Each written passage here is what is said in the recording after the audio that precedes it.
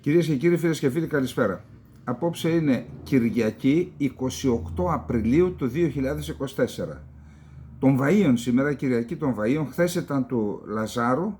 Χρόνια πολλά στους Λάζαρους, σε όλους τους Λάζαρους, στο Λάζαρο Μαύρο ιδιαίτερους χαιρετισμούς, κάτω στην Κύπρο, και εύχομαι καλή απελευθέρωση. Στους Βάγιους, τις Βαούλες, υπάρχει αυτό το όνομα, Βαΐα. Χρόνια πολλά λοιπόν, μπαίνουμε στην Μεγάλη Εβδομάδα.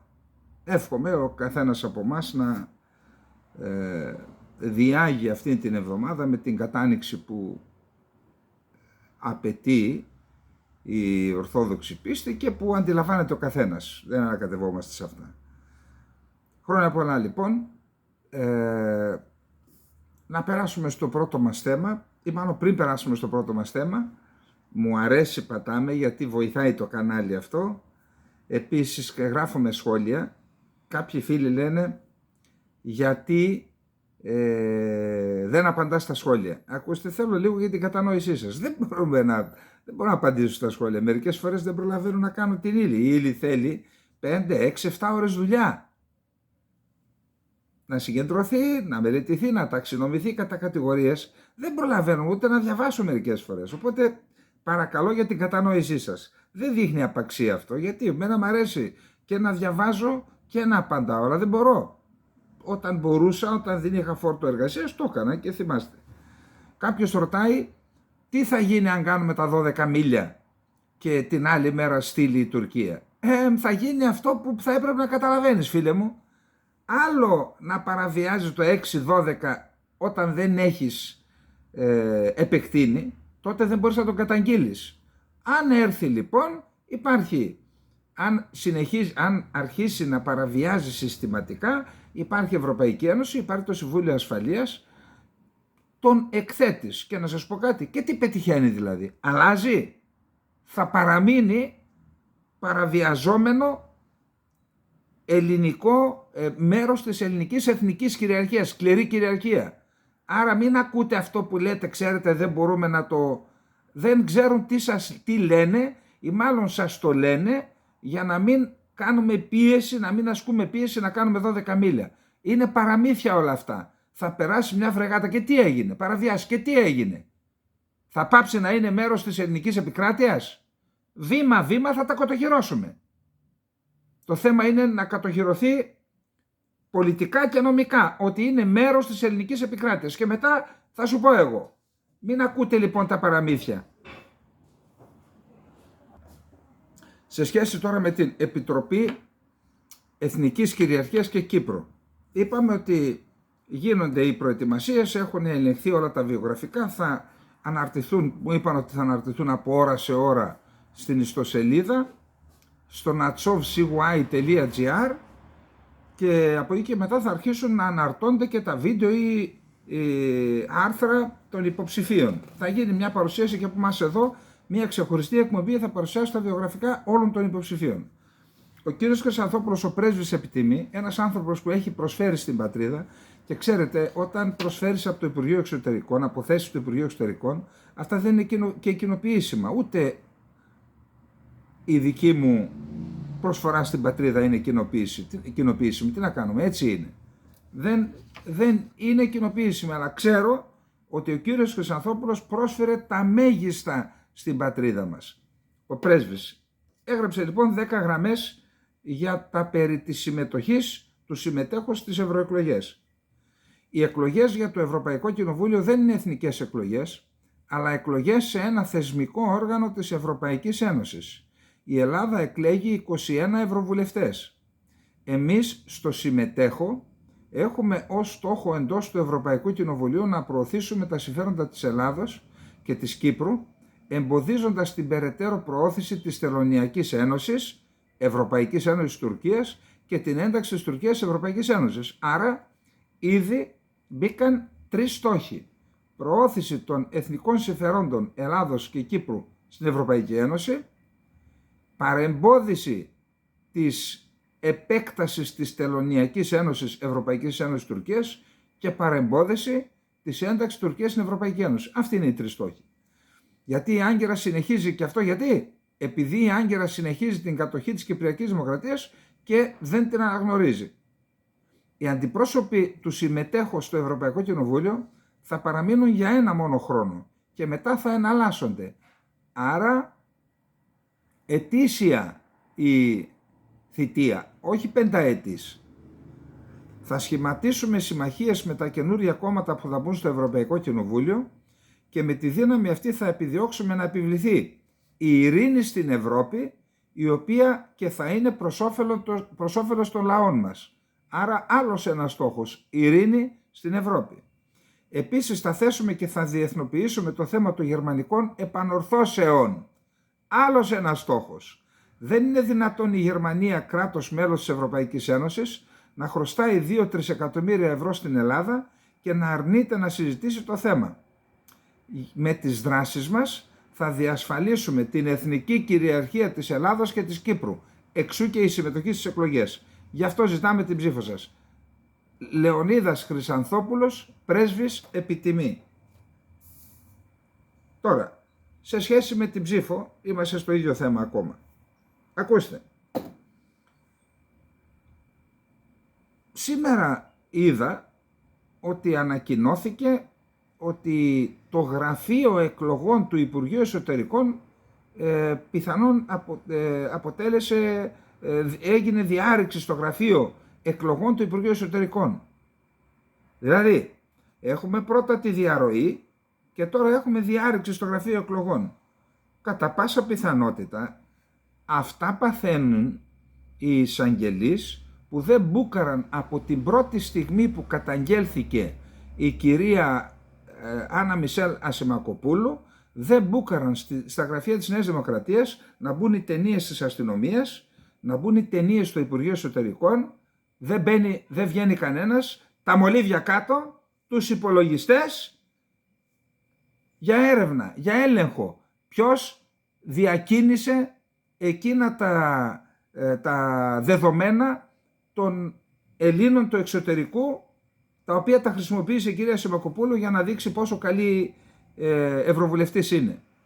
Δεν το έκαναν αυτό και τώρα πιθανόν κάποιοι έκρυψαν τους υπολογιστές και αν τους ζητήσει ο εισαγγελέας θα πούν δεν ξέρουμε τι γίνεται. Αυτό γίνεται ενώ η κυρία Κεραμέως τις πρώτες μέρες, όταν νόμιζαν ότι θα κουκουλώσουν το ζήτημα, βγήκε στην τηλεόραση και είπε όλα καλά, δεν τρέχει τίποτα. Άλλωστε η κυρία Σιμακοπούλου έχει δώσει και εξηγήσεις και χωρίς ντροπή η κυρία Κεραμέως γύρισε στο εξωτερικό για να πείσει τους Έλληνες του εξωτερικού να ψηφίσουν, να προτιμήσουν την επιστολική ψήφο. Και για να δείτε ότι οι Έλληνες του εξωτερικού δεν είναι και ηλίθιοι, δεν ανταποκρίθηκαν. Διότι δεν εμπιστεύονται την κυβέρνηση και το κράτος και την κυρία Κεραμέως. Γιατί την κρατάει ακόμα ο κύριος Μητσοτάκης στο Υπουργείο Εσωτερικών, μετά από αυτό το έγκλημα που έγινε, να διαρρεύσουν τα προσωπικά δεδομένα χιλιάδων Ελλήνων? Στην Ασημακοπούλου, στον άλλον στη Νέα Δημοκρατία, τι είναι, άλλο κράτος, άλλο κόμμα. Τα κάναμε ένα, όπως τα ολοκληρωτικά καθεστώτα, κράτος και κόμμα ένα. Προσέξτε λοιπόν πόσοι ανταποκρίθηκαν. Έχουμε πάνω από 10 εκατομμύρια Έλληνες στο εξωτερικό. Δεν ξέρω αν τόσοι δικαιούνται να ψηφίσουν. Αν δεν δικαιούνται είναι λάθος του κράτους και όχι των Ελλήνων. Προσέξτε τώρα τι αποτελέσματα. Πήγε η Κεραμέως, ούτε τα λεφτά που ξόδεψε στα ταξίδια της, τα κρατικά λεφτά, δεν δικαιολογούνται από αυτά τα αποτελέσματα. Λοιπόν, σύμφωνα με τα επίσημα στοιχεία μέχρι χθες Σάββατο, το απόγευμα είχαν εγγραφεί στη σχετική ηλεκτρονική πλατφόρμα της επιστολική ψήφου. Ακούστε, είμαι υπέρ της επιστολικής ψήφου υπό την προϋπόθεση ότι θα αποκλείεται κάθε πιθανότητα νοθείας. Πιστεύω ότι είναι και λάθος εξ υπαρχής να ακυρώνουμε την επιστολική ψήφο επειδή θεωρούμε ότι θα γίνει νοθεία. Διότι έτσι θα μείνουν για πάντα οι Έλληνες του εξωτερικού εκτός παιχνιδιού και κάθε χρόνος που περνάει θα τους χάνουμε και θα απομακρύνονται από την Ελλάδα όλο πιο πολύ. Η επιστολική ψήφος είναι μια δυνατότητα, ένα μέσον να ενδιαφέρονται για την Ελλάδα και να κρατιούνται κοντά στην Ελλάδα. Υπό αυτή την έννοια λέω ναι στην επιστολική ψήφο, υπό την προϋπόθεση ότι θα αποτραπεί κάθε περίπτωση νοθείας. Λέει λοιπόν, 157.000 Έλληνες πολίτες μπήκαν στην πλατφόρμα. Όμως από αυτούς οι 116.000 είναι ενελλάδοι, δηλαδή ένας από τη Φλόρινα που είναι στη Ρόδο και δουλεύει στον τουρισμό, δεν μπορεί να φύγει να πάει να ψηφίσει και να ξαναγυρίσει. Από εκεί που είναι επιστολική ψήφο και τελειώσαμε.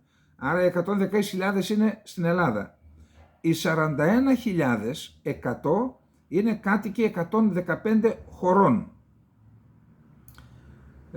Λοιπόν, τώρα, οι 8 στους 10 αποδήμους είναι κάτοικοι ευρωπαϊκών χωρών. 34.580. 4.290 είναι στη Βόρεια και την Κεντρική Αμερική. Συγγνώμη, στην Βόρεια Αμερική υποτίθεται ότι περιμένουμε να σώσουν την Ελλάδα και είναι μόνο 4.000. Και στη Νότια Αμερική, Βόρεια και Νότια. Εντάξει ρε παιδιά, έλεος. Κάντε κι εσείς κάτι, μπείτε μέσα και γραφτείτε να στηρίξετε την Ελλάδα. Είπαμε ότι οι Έλληνες του εξωτερικού είναι ισχυρότεροι πολιτικά, οικονομικά, επιστημονικά από την Ελλάδα, από ολόκληρη την Ελλάδα. Δεν μπορείτε να παίρνετε αποστάσεις επειδή η Κεραμέως και η Ασημακοπούλου και δεν ξέρω εγώ είναι ανάξιοι και ανέντιμοι και αναξιόπιστοι. Με τη συμμετοχή σας θα αλλάξουμε αυτό το σύστημα. Εγώ περίμενα να περάσουμε τις 300-500 και μείναμε 44.000. Εντάξει, μετά τι λέμε, μας φταίνει οι άλλοι. Άρα 34.580 είναι ευρωπαϊκές χώρες. 4.290 Βόρεια και Κεντρική Αμερική, 870 από τις χώρες της Ασίας, 400 από την Αφρική, 215 από την Νότια Αμερική και 745 από την Οκεανία, από την Αυστραλία, Νέα Ζηλανδία, Αυστραλία. Συγγνώμη, μόνο στη Μελβούρνη έχουμε 300.000 Έλληνες και από όλο αυτό το Σίδνεϊ, Αδελαΐδα, Μπρισμπέιν και Νέα Ζηλανδία μόνο 700 άτομα. Αλλά εδώ μόνο γι' αυτό έπρεπε να την πετάξει μια κλωτσιά και πολιτική κλωτσιά και να βρεθεί κατευθείαν από εκεί που μας ήρθε η Κεραμέως. Και όχι με την κρατάς. Τι φοβάσαι, επειδή είναι στην Bilderberg, τι θα σου κάνω, θα σε κάνω ντά. Λοιπόν, οι περισσότερες εγγραφές που έρχονται κατά σειράν Γερμανία, Ηνωμένο Βασίλειο, ΗΠΑ, Βέλγιο, Ολλανδία. Υπάρχουν ακόμα οι ενδιαφερόμενοι που δεν έχουν εγγραφεί, πρέπει να σπεύσουν καθώς η προθεσμία εκπνέει τη Μεγάλη Δευτέρα στις 23:59 ώρα Ελλάδος. Οι κάτοικοι του εξωτερικού, για να μην βρεθούν προεκπλήξεως, θα πρέπει να λάβουν υπόψη τη διαφορά ώρας του τόπου διαμονής τους με την Ελλάδα. Δηλαδή, όσοι διαμένουν στο Λος Άντζελες και στο Βανκούβερ, η προθεσμία λήγει 1 λεπτό πριν από τις 14:00 τοπική ώρα. Στη Νέα Υόρκη και στο Τορόντο στις 17:00. Στη Βρετανία στις 22:00. Στην Κεντρική Ευρώπη, Γαλλία, Γερμανία, Αυστρία, Ισπανία στις 23:00. Στο Πεκίνο στις 5 η ώρα το πρωί της Μεγάλης Τρίτης. Και στις 7 η ώρα το πρωί στην Αυστραλία και Νέα Ζηλανδία. Οι εκλογείς που αντιμετωπίζουν δυσκολίες στη χρήση ηλεκτρονικού υπολογιστή μπορούν να απευθυνθούν σε ένα κέντρο εξυπηρέτησης πολιτών, το αφορά τους εν Ελλάδα, ή στην αρμόδια ελληνική προξενική αρχή, τρεχαγύρευε, προκειμένου να εγγραφούν στους ειδικούς εκλογικούς καταλόγους της επιστολικής ψήφου. Εν πάση περιπτώσει, εδώ για να μην τα βάφουμε μαύρα, δεν το βάζουμε κάτω. Πιστεύω ότι αυτό είναι μία γυμναστική που κάναμε τώρα, ασχέτως αν αυτό είναι ικτρή αποτυχία. Δείχνει και την παρακμή, γενικώς την παρακμή του ελληνισμού. Κράτος, κυβέρνηση, Έλληνες, 44.000 μόνο να εγγραφούν από τα 10 εκατομμύρια που κρατώ επιφύλαξη, δεν ξέρω πόσοι από τα 10 εκατομμύρια, 15 που είμαστε στο εξωτερικό, έχουν δικαίωμα ψήφου. Γιατί μόνο όσοι έχουν δικαίωμα ψήφου μπορούν να εγγραφούν. Τώρα, συνεχίζουμε στα ίδια, κράτος δικαίου, έτσι. Ξέρετε ότι υπήρχε η παρέμβαση της Ευρωπαίας Εισαγγελέως για το θέμα των τεμπών και κυρίως για τα κονδύλια της Ευρωπαϊκής Ένωσης, τα οποία δεν χρησιμοποιήθηκαν κατά τον τρόπο που προβλέπεται από την Ευρωπαϊκή Ένωση. Τότε η Ευρωπαία Εισαγγελέας, η Λάουρα Κοβέση, στοχοποιήθηκε από κυβερνητικά και δικαστικά στελέχη στην Ελλάδα. Τη στοχοποίησαν αντί να προβληματιστούν τη στοχοποίησαν όταν είπε ότι πρέπει να λογοδοτήσουν και οι πολιτικοί και ότι στηρίζει δημόσια την Επιτροπή Πολιτικών Ελευθεριών, Δικαιοσύνης και Εσωτερικών Υποθέσεων, ΛΥΜΠΕ, του Ευρωπαϊκού Κοινοβουλίου. Σε σχετική ερώτηση, ο πρόεδρος της ΛΥΜΠΕ, Χουάν Φερνάντο Λόπεζ Αγγιλάρ, απάντησε με επιστολή ότι η Επιτροπή χαιρετίζει την έρευνα που ξεκίνησε η Ευρωπαϊκή Εισαγγελία σχετικά με το κατά πόσον η χρήση των κονδυλίων της Ευρωπαϊκής Ένωσης από τις ελληνικές αρχές έχουν προκαλέσει πιθανή ζημιά στα οικονομικά συμφέροντα της Ευρωπαϊκής Ένωσης και αναμένει τα τελικά της αποτελέσματα. Η ΛΥΜΠΕ επιμένει στην επίγουσα ανάγκη λήψης όλων των απαραίτητων μέτρων προς την κατεύθυνση της διεξαγωγής μιας ενδελεχούς και αποτελεσματικής έρευνας για το σιδηροδρομικό δυστύχημα των Ντεμπών χωρίς καμία παρέμβαση της κυβέρνησης και να προσαχθούν οι εμπλεκόμενοι συμπεριλαμβανομένων των υπευθύνων κυβερνητικών αξιωματούχων στη δικαιοσύνη χωρίς καθυστέρηση. Εδώ βλέπουμε ότι ο Τραμπ, προσέξτε, για $130,000 που αυτή η ενέργεια είχε δικαίωμα να την κάνει. Είναι συμφωνία σιωπής. Την έκανε με λάθος τρόπο. Και τον φόρτωσαν 34 κατηγορίες και προσέξτε, πρώην πρόεδρος τον ΗΠΑ και πιθανόν ο επόμενος κάθεται στην καρέκλα, κάθεται εκεί πέρα και ακούει τις κατηγορίες, τον πιάνει και ο ύπνος μερικές φορές και στην Ελλάδα δεν έχουμε δει πρωθυπουργό, πρόεδρο Δημοκρατίας να καθίσει στο εδόλιο του κατηγορουμένου. Γιατί, τι είναι, άσπρα περιστέρια? Να μην σας πω τι ακούω, ότι υπάρχουν δωμάτια με μετρητά και υπάρχουν και μηχανήματα που τα μετρητούν αυτά όπως έχουν οι τράπεζες. Να μην σας πω τι ακούω. Και όλα αυτά ξέρετε γιατί γίνονται? Γιατί δεν συμβαίνει αυτό. Διότι έχουν ιδιότυπη ασυλία και οι υπουργοί, νόμος περί ευθύνης υπουργών. Τριτοκοσμικής φύσεως νόμος και συνταγματική πρόβλεψη. Δεν κατάλαβα γιατί να έχουν οι υπουργοί. Όποιος έχει το μέτωπό του καθαρό, τι έχει να φοβηθεί? Γιατί βγάλαν όλες αυτές τις αθλιότητες και ξεφτελιζόμαστε και στην Ευρωπαϊκή Ένωση? Και μετά όταν κάποιοι λένε να πηχηθεί άπλετο το φως, λέει καλά, λέει, συντάσσεσαι με τους Ευρωπαίους και δεν κατάλαβα. Το κράτος δικαίου είναι ζητούμενο στην Ελλάδα. Και έχουμε και το θέμα, την υπόθεση του κυρίου Τριαντόπουλου, ο οποίος λέει ότι δεν έδωσα εγώ εντολή για αυτό το μπάζωμα, πώς το λένε, ενώ ο ίδιος φαίνεται σε δήλωση να το λέει. Κάτι συμβαίνει εκεί πέρα και θα έχουμε πιθανότητα εξελίξεις. Πάντως είναι ανήκουστο να αναφέρεται διάρρηξη στο τμήμα εκλογών του Υπουργείου Εσωτερικών τη στιγμή που έγινε το προηγούμενο έγκλημα της διανομής αναρμοδίως στο κόμμα, από το κράτος στο κόμμα και από το κόμμα στην υποψήφιο και ποιος ξέρει που αλλού, των στοιχείων των προσωπικών δεδομένων των εκλογέων του εξωτερικού. Και εκτός αυτού έχουμε τώρα και τη διάρρηξη του Υπουργείου Εσωτερικών. Και τι την κρατά στην Υπουργείο Εσωτερικών εκεί πέρα?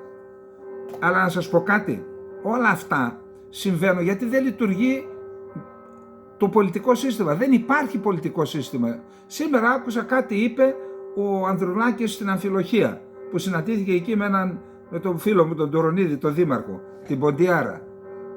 Γιατί δεν βγαίνουν στα κάγκελα οι πολιτικοί και τα κόμματα μετά από όλα αυτά?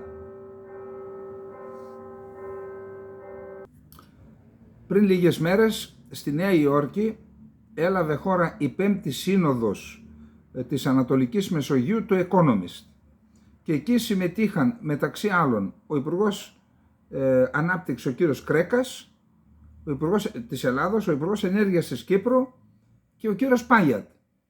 Εκεί λοιπόν ο κύριος Κρέκας έκανε σημαντικές δηλώσεις, γιατί μίλησε, τονίζω ότι ήταν ο προηγούμενος Υπουργός Ενέργειας, που σημαίνει ότι το έχει το θέμα, μίλησε για το πιθανό ενδεχόμενο να έχουμε θετικές εξελίξεις στις έρευνες, στα κοιτάσματα που βρίσκονται νοτίως και νοτιοδυτικός της Κρήτης, στα θαλασσοτεμάχια που έχουν χωριστεί. Έκανε δηλώσεις, θα τις διαβάσουμε. Έκανε ενδιαφέρουσες δηλώσεις και ο κύριος Πάιατ και ο Υπουργός Ενέργειας της Κύπρου. Για να δούμε τι είπε ο Σκρέκας καταρχάς. Στην Ελλάδα δεν παράγουμε ακόμα αέριο, όμως η ExxonMobil, η οποία μαζί με την ελληνική κρατική εταιρεία διαχειρίζεται τα δύο θαλασσοτεμάχια νοτίως και νοτιοδυτικός της Κρήτης, στην Ελλάδα δεν παράγουμε ακόμα αέριο, όμως η ExxonMobil ολοκληρώνει την εκτίμησή της για τα στοιχεία που έχει συγκεντρώσει μέσα από τις έρευνες που έγιναν τα τελευταία 2 χρόνια. Έρευνες δυσδιάστατες και τρισδιάστατες. Οι πρώτες ενδείξεις μας κάνουν να νιώθουμε αισιοδοξία για ό,τι μπορεί να βρεθεί κάτω από το βυθό. Όμως για να είμαι ειλικρινής, πρώτα πρέπει να κάνουμε γεώτρηση επιβεβαιωτική για να δούμε αν στα αλήθεια υπάρχει κοίτασμα και ποια είναι τα ποιοτικά του χαρακτηριστικά και τα ποσοτικά του. Πιστεύουμε ότι στο τέλος του 2025 θα ξεκινήσουν οι πρώτες δοκιμαστικές γεωτρήσεις και τότε θα ξέρουμε. Αν είμαστε τόσο τυχεροί, τότε το μέγεθος του οικοπαίδου και του κοιτάσματος, που ως τώρα υπολογίζεται ότι θα βρούμε, θα είναι αρκετό για την ενεργειακή ασφάλεια, όχι μόνο της Ελλάδας, αλλά ολόκληρης της Ευρώπης. Ακούστε μεγέθη. Για όλα αυτά χρειαζόμαστε χρόνο. Το ίδιο συνέβη και στην Αίγυπτο και στην Κύπρο. Και αυτή είναι μία από τις βασικές προκλήσεις του μέλλοντος. Τα κενά της εφοδιαστικής αλυσίδας αερίου και πετρελαίου που δημιουργούν την αύξηση τιμών θα καλυφθούν από τα κοιτάσματα που θα βρεθούν εκεί. Τώρα, είπε ότι έχουμε ένα φιλόδοξο σχέδιο από ανανεώσιμες πηγές ενέργειας να καλύψουμε το 80% των αναγκών μας μέχρι το 2030 και είπε ανάλογα με αυτά αλλά και με τις προσπάθειες που θα κάνουμε για εξοικονόμηση ενέργειας, ξέρετε αυτά τα ενεργειακή αναβάθμιση κτηρίων, βελτιοποίηση διαδικασιών στη βιομηχανία, εάν μειώσουμε 10% την κατανάλωση, τότε θα κλείσουμε και τις τελευταίες εναπομείνασες μονάδες λιγνίτης στη χώρα. Γιατί για αυτές πληρώνουμε, μας βγαίνει πολύ ακριβό το... Μετά μίλησε ο κύριος Παπαναστασίου, Υπουργός Ενέργειας, Βιομηχανίας και Εμπορίου της Κύπρου, αναφέρθηκε στο καλώδιο μεταφοράς ηλεκτρικής ενέργειας Ισραήλ, Κύπρο, Ελλάδα. Είπε ότι αυτό είναι πολύ σημαντικό και πρέπει να γίνει. Αναφέρθηκε σε αυτό και ο Πάγιατ, ο οποίος πήρε το λόγο, ο οποίος αναφέρθηκε επίσης και στην μονάδα αποϊγροποίησης FSRU της Αλεξανδρούπολης, που θα αποτελέσει πυλώνα σταθερής παροχής φυσικού αερίου στην περιοχή. Είπε ο κ. Πάγιατ, θα σας μιλήσω για τη σημασία της Ανατολικής Μεσογείου, κυρίως για το λόγο που αυτή η περιοχή μπορεί να εξασφαλίσει την ενεργειακή ασφάλεια της Ευρώπης. Οι παγκόσμιες αγορές ποτέ δεν θα κοιτάξουν ξανά τη Ρωσία ως αξιόπιστο προμηθευτή ενέργειας. Δείτε το ρόλο του.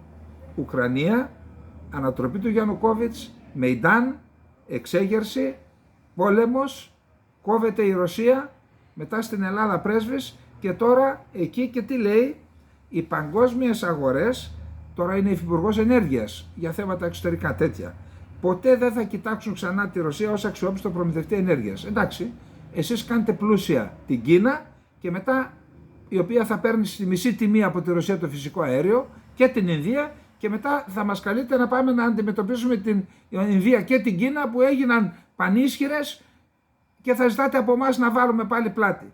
Αυτά είναι τα πανέξυπνα που λέγαμε. Μπας περιπτώσει. Το γεγονός αυτό δημιουργεί τεράστια ευκαιρία για την Ανατολική Μεσόγειο αφού κόβουμε τη Ρωσία, η οποία είναι σε θέση που είμαστε υπέρ.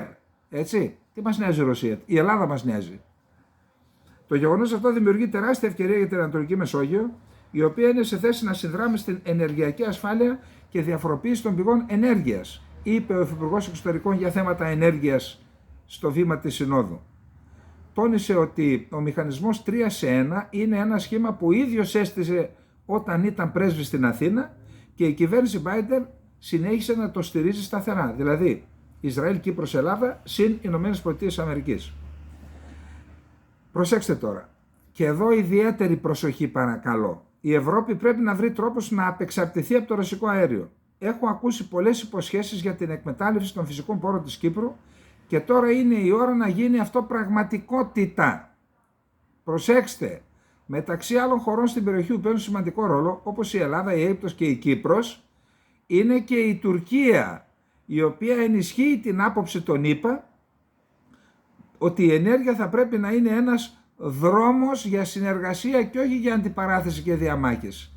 Για προσέξτε τη λέξη δρόμος, δρόμος, δηλαδή δώστε το φυσικό αέριο να περάσει από την Τουρκία για να είναι όλα μέλι γάλα. Προετοιμαστείτε. Θυμάμαι τι συνέβη το καλοκαίρι του 20 στην Ελλάδα και την αντιπαράθεση που υπήρξε με τις γεωτρητικές δραστηριότητες της Τουρκίας. Δεν είπε τις παράνομες, γιατί μια στο καρφί και μια στο πέταλο. Δεν θέλουμε να ξαναδούμε αυτό που συνέβη με τις προσπάθειες γεωτρήσεων της Τουρκίας. Κανένας δεν το θέλει. Το δεν θέλουμε δεν είναι προς την Τουρκία μόνο, είναι και προς εμάς. Γίνεται πιο διαχειρίσιμη, πιο ελαστική, πιο υποχωρητική, για να μην βγαίνει και η Τουρκία και κάνει παράνομες γεωτρήσεις, έτσι.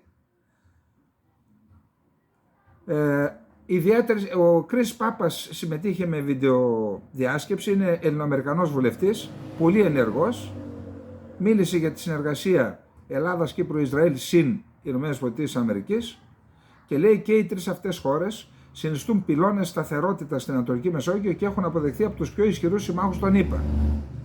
Τώρα, ο Μάικ Ρούμπιν, είπαμε ένας στρατιωτικός αναλυτής και ακαδημαϊκός, καθηγητής στρατιωτικών σχολών, είπε: η κατεχόμενη Βόρεια Κύπρος δεν είναι απλώς μια διπλωματική δυσκολία, αλλά μια θλιβερή αυξανόμενη απειλή που δεν θα πρέπει να γίνεται αποδεκτή στο όνομα κάποιας σοφιστικής διπλωματίας. Προσέξτε το κύριο τώρα. Ο Χένρι Κίσινγκερ πέθανε. Ψηλά είναι. Ή πολύ χαμηλά. Εκεί που με τα καζάνια. Μαζί του και κάποιοι από τους ηθικούς συμβιβασμούς που έκανε για την Κύπρο, οι οποίοι πρέπει επίσης να αναπαυθούν. Ηθικοί συμβιβασμοί λέγεται η προδοσία της Κύπρου από τον Κίσινγκερ. Στα καζάνια και αυτές. Πρέπει να καταλάβουμε ότι δεν αρκεί να κάνουμε μόνο το σωστό. Πρέπει και να σταματήσουμε να κάνουμε το λάθος. Δηλαδή να επιτρέπουμε την κατοχή. Οφείλουμε να αναγνωρίσουμε σχεδόν 50 χρόνια μετά ότι η κατεχόμενη Βόρεια Κύπρος δεν είναι απλώς ένας διπλωματικός μπελάς. Είναι ένα κενό ασφάλειας όπου βρίσκουν χώρο δραστηριότητες με ξέπλυμα μαύρου χρήματος, δυνητικοί τρομοκράτες και άλλες δυνάμεις που αντιτίθενται στη φιλελεύθερη τάξη, είπε ο Μιχάλης Ρούμπιν, ο Μάικ Ρούμπιν, χαρακτηρίζοντας εξαιρετικά σημαντικό αυτό που συμβαίνει στην Ανατολική Μεσόγειο όσον αφορά την ενδυνάμωση της συνεργασίας μεταξύ των χωρών Ελλάδος, Κύπρου, Ισραήλ και Αιγύπτου υπό τη στήριξη των ΗΠΑ. Αυτός δεν έβαλε την Τουρκία μέσα, ο Πάιερ την έβαλε. Λοιπόν, δεν έχουμε χρόνο, αλλά πρέπει να το πούμε και αυτό, το οφείλουμε, έχουμε χρέος στην Κύπρο. Φίβος Κλόκαρης, περιμένετε. Ο Φίβος Κλόκαρης είναι ανώτατος αξιωματικός του ελληνικού στρατού, του ελλαδικού στρατού, ο οποίος στη συνέχεια, δηλαδή αποφύτησε από τη Στρατιωτική Σχολή Ευελπίδων και εντάχθηκε στις τάξεις του ελλαδικού στρατού. Στη Σχολή Ευελπίδων ήταν στους πρώτους, πολύ καλός μαθητής, καλός αξιωματικός, καλό επιτελικό μυαλό, καλός διοικητής. Ένας έντιμος άνθρωπος, κατέβηκε στην Κύπρο μετά την αποστρατεία του, διετέλεσε και υπουργός άμυνας της Κύπρου, θέση από την οποία παρατήθηκε όταν είδε τι συμβαίνει. Παραμένει ένα φωτεινό μυαλό και ένας πολύ χρήσιμος Έλληνας της Κύπρου. Έγραψε λοιπόν ένα άρθρο το οποίο θα αναγνώσουμε και αφορά την ιστορία της Κύπρου και τις προοπτικές της και τους κινδύνους που ελοχεύουν. Φέτος συμπληρώνονται 50 χρόνια από την τουρκική εισβολή και κατοχή. Η επεκτατική στρατηγική της Τουρκίας για την Κύπρο πηγάζει από τον εθνικό όρκο της τουρκικής εθνοσυνέλευσης του 1920 περί ανασύστασης της Οθωμανικής Αυτοκρατορίας και ανάκτησης απολεσθέντων εδαφών, μεταξύ των οποίων και η Κύπρος. Συντάχθηκε τη δεκαετία του 1950 από την τουρκική κυβέρνηση Μεντερές με τη συνδρομή της Βρετανίας προς αποτροπή της ένωσης της Κύπρου με την Ελλάδα, που αξίωσε ο Κυπριακός Ελληνισμός με δημοψήφισμα το 1950 και με τον Εθνικοαπελευθερωτικό Αγώνα του 1955-59. Η τουρκική στρατηγική λοιπόν περιλαμβάνει πρώτον τις εκθέσεις Νιχάτ Ερίμ του 1956, ενώ είχε αρχίσει ο εθνικοαπελευθερωτικός αγώνας της ΕΟΚΑ. Η τουρκική στρατηγική περιλαμβάνεται στις εκθέσεις του Νιχάτ Ερίμ του 1956, στο σχέδιο ανάκτησης της Κύπρου του 1957, που συντάχθηκε από το Γραφείο Ειδικού Πολέμου του Γενικού Επιτελείου της Τουρκίας, Özel Harp Dairesi, το 1957. Τότε έκαναν σχέδιο επανάκτησης της Κύπρου από την Τουρκία. Αυτό λοιπόν τα δύο είναι η στρατηγική της Τουρκίας, στην οποία από το 56-57 όλες οι κυβερνήσεις πόντο-πόντο, βήμα-βήμα την θέτουν σε εφαρμογή. Ο Νιχάτ Ερίμ ήταν συνταγματολόγος, σύμβουλος του Πρωθυπουργού Μεντερές, μετέπειτα διετέλεσε και Πρωθυπουργός της Τουρκίας. Πάμε λοιπόν στα βασικά στοιχεία της τουρκικής στρατηγικής. Σκοπός: επανάκτηση της Κύπρου με το επιχείρημα ότι υπήρξε τμήμα της Οθωμανικής Αυτοκρατορίας επί 350 χρόνια.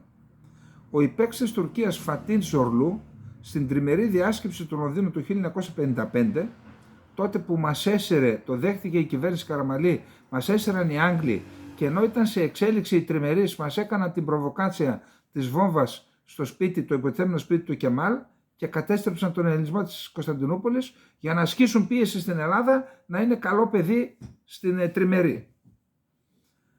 Ο Ζορλού λοιπόν, ο υπέξω Τούρκος στην τριμερή του Λονδίνου του 1955, αναφέρθηκε στην Κύπρο ως Νότρ Τερ, δική μας γη δηλαδή, τουρκική γη, και ότι δεν έπρεπε να ελέγχεται από την Ελλάδα για στρατηγικούς λόγους ασφάλειας της Τουρκίας. Να μην κλείσει η αλυσίδα των ελληνικών νησιών που περικυκλώνουν την Τουρκία από δυσμάς και νότων. Δηλαδή να μην συνεχιστεί η αλυσίδα που ξεκινάει από τον Εύρο, να μην φτάσει μέχρι την Κύπρο, γιατί λέει νιώθουμε να πνιγόμαστε. Ναι, πάρτε κανένα αερολίν, να μην πνίγεστε. Ο σκοπός λοιπόν είναι αυτός. Ο τρόπος: διχοτόμηση της Κύπρου και αυτοδιάθεση των Τουρκοκυπρίων και Ελληνοκυπρίων, αφού προηγουμένως μετακινηθεί ο ελληνικός πληθυσμός σε ξεχωριστή εδαφική περιοχή. Αυτά υπήρχαν στα σχέδια πριν την εισβολή. Εγκατάσταση τουρκικών στρατευμάτων για την ασφάλεια της Μικρασιατικής Χερσονήσου και μεταφορά Τούρκων στην Κύπρο, επίκων, για να ανατραπεί η πληθυσμιακή υπεροχή των Ελλήνων. Τότε δεν θα ανησυχούμε για την έκβαση δημοψηφίσματος για την τύχη της νήσου, σημειώνει ο Νιχάτ Ερίμ στις εκθέσεις του. Αυτά από το 56 υπάρχουν τις εκθέσεις, τις έχουμε, τις διάβαζαν και δεν έπαιρναν μέτρα, όχι δεν έπαιρναν μέτρα για να αποτρέψουν τις εξελίξεις, έκαναν ενέργειες για να φτάσουμε στο σημείο που φτάσαμε, και κυβέρνηση πολιτικών και κυβερνήσεις στρατιωτικών χούντας. Έκαναν ενέργειες, βήματα για να διευκολύνουν το σχέδιο. Σκοπός είπαμε, τρόπο είπαμε, τα μέσα. Η Τουρκία χρησιμοποίησε όλα τα μέσα. Διπλωματικά, στρατιωτικά, δημογραφικά, ψυχολογικά, τρομοκρατικά. Η Τουρκία υλοποιεί σταδιακά, αδίστακτα και μεθοδικά τη στρατηγική της για έλεγχο όλης της Κύπρου. Μέχρι σήμερα πέτυχε να την διχοτομήσει και να την αλλοιώσει δημογραφικά με κύριους σταθμούς τους εξής. 1960. Λειτουργική διχοτόμηση με τις συνθήκες Ζηρίχης και Λονδίνου. Απέκτησε εγγυητικά και επιβατικά δικαιώματα, εγκατέστησε στρατεύματα, την Τουρδίκ, πέτυχε υπερβολικά προνόμια για την τουρκοκυπριακή μειονότητα του 18%. Ήτι, δικαίωμα βέτο στην εκτελεστική εξουσία για θέματα άμυνας και εξωτερικής πολιτικής, παρακαλώ, χωριστές πλειοψηφίες στη Βουλή, χωριστούς δήμους και εκλογικούς καταλόγους. Στη συνέχεια, 1963-1964. Δημογραφική διχοτόμηση για την ανταρσία των Τουρκοκυπρίων, με την ανταρσία των Τουρκοκυπρίων, που υποκίνησε η Τουρκία, τους ανάγκασε να συγκεντρωθούν σε ξεχωριστούς θύλακες και να απομακρυνθούν από τις κρατικές δομές της Κυπριακής Δημοκρατίας. Τα γεγονότα του 63-64. Προηγήθηκε αποστολή Τούρκων αξιωματικών και οπλισμού στην Κύπρο, κάτω από τα μάτια μας, έκαναν ότι δεν έβλεπαν οι δικοί μας. Εκπαίδευση μαχητών Τουρκοκυπρίων και στρατιωτικοποίηση της παράνομης οργάνωσης TMT, που έγινε όργανο υλοποίησης των σχεδίων της Άγκυρας για την Κύπρο. 1974. Γεωγραφική διχοτόμηση και τουρκική εισβολή. κατέλαβε το βόρειο τμήμα της Κύπρου, εκρίζωσε τον ελληνικό πληθυσμό και προέβησε σε μαζικό επικισμό με Τούρκους από την Ανατολία. 1983. Πολιτική διχοτόμηση. Με την εγκατάσταση υποτελούς διοίκησης του ψευδοκράτους που κρίθηκε παράνομη με ψήφισμα του Συμβουλίου Ασφαλείας του ΟΗΕ 541/1983. Η τουρκική επεκτατική στρατηγική υποβοηθήθηκε και από στρατηγικά λάθη του ελληνισμού. Το είπα πριν από λίγο. Όχι μόνο δεν την απέτρεψαν, τη βοήθησαν. 1955. Τριμερής του Λονδίνου για την Κύπρο, την οποία η Ελλάδα δεν έπρεπε να αποδεχθεί συμμετοχή της Τουρκίας. Το πολύ πολύ να τα λέγαμε με τη Βρετανία, η οποία είχε απολέσει όλα τα δικαιώματα επί της Κύπρου με τη συνθήκη της Λοζάνης του 1923. Τέλος. Τη συμμετοχή της επεδίωξε η Βρετανία προς εξυπηρέτηση της πολιτικής του διέρη και βασίλευε για να αποτρέψει την ένωση της Κύπρου με την Ελλάδα. 1960. Συνθήκες εγγυήσεως συμμαχίας. Με αυτές η Τουρκία αποκτά εγγυητικά επεμβατικά δικαιώματα και εγκαθιστά στρατεύματα στην Κύπρο. 1967. Απομάκρυνση της ελληνικής μεραρχίας από την Κύπρο. Αποδυνάμωση της αμυντικής ικανότητας της Κύπρου. 1974. Πραξικόπημα κατά της νόμιμης κυβέρνησης Κυπριακής Δημοκρατίας από τη δικτατορική κυβέρνηση της Ελλάδας και μη εφαρμογή του σχεδίου αμήνης της Κύπρου, ΣΑΚ, κατά την τουρκική εισβολή. Μη αποστολή των προβλεπομένων από το ΣΑΚ αεροναυτικών ενισχύσεων της Ελλάδας, μη έγκαιρη κινητοποίηση της εθνικής φοράς και μη εφαρμογή του ειδικού σχεδίου αντιπιθέσεως Βέλος στην ακτή Κυρηναίας. Όλα αυτά υπήρχαν, προβλεπόταν μέχρι η κίνηση μέχρι και ο τελευταίο στρατιώτου. Να μην πατήσει κανείς πάνω στο νησί. Δεν εφαρμόστηκε το ΣΑΚ. Ήσαν πράξεις που υποβοήθησαν την επιτυχία της τουρκικής εισβολής, για τις οποίες φέρουν βαρύτατες ιστορικές ευθύνες η δικτατορική κυβέρνηση της Ελλάδας και οι υπό τον έλεγχο της στρατιωτικές ηγεσίες, Αρχηγείο Ενόπλων Δυνάμεων, έτσι λεγόταν το ΓΕΘΑ, και Γενικό Επιτελείο Εθνικής Φρουράς. Ευθύνες έχει και η ελληνική κυβέρνηση που αντικατέστησε τη δικτατορική, μην το ξεχνάτε αυτό, κατά τη β' φάση της εισβολής και δεν στήριξε την Κύπρο, για την οποία είχε ηθική και συμβατική υποχρέωση με τη δικαιολογία ότι κοίται μακράν. Έκτοτε κανείς πολιτικός πλην του Ανδρέα Παπανδρέου που έκανε τη βάση Ανδρέας Παπανδρέου και το ενιαίο αμυντικό δόγμα, κανείς άλλος δεν είπε η Κύπρος δεν κοίται μακράν, η Κύπρος είναι δίπλα στην Ελλάδα, η Ελλάδα είναι δίπλα στην Κύπρο. Αυτό έπρεπε να είναι το δόγμα. Η Τουρκία μετά το 1974 και μέχρι σήμερα συνεχίζει την επιθετική πολιτική της προς ολοκλήρωση του στόχου της να θέσει ολόκληρη την Κύπρο υπό τον έλεγχό της και η Κυπριακή Δημοκρατία αποτυγχάνει να την ανακόψει λόγω λανθασμένων στρατηγικών επιλογών σε όλους τους τομείς.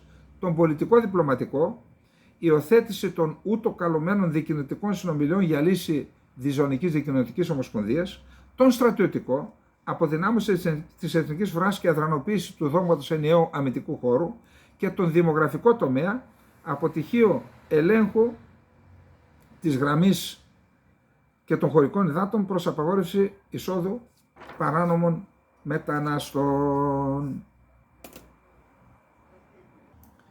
Λοιπόν, αυτά μας λέει ο στρατηγός Φίβος Κλόκαρης. Ειλικρινά, αυτό έπρεπε να είναι μια κορνίζα, η οποία θα είναι όχι στην πλάτη, μπροστά μεγάλη στο γραφείο του εκάστοτε Πρωθυπουργού, πολύ μεγάλη όλα αυτά, στο γραφείο του Υπουργού Εξωτερικών και στο γραφείο του Υπουργού Άμυνας, εδώ του εν Ελλάδη, και των αντιστοίχων εν Κύπρο.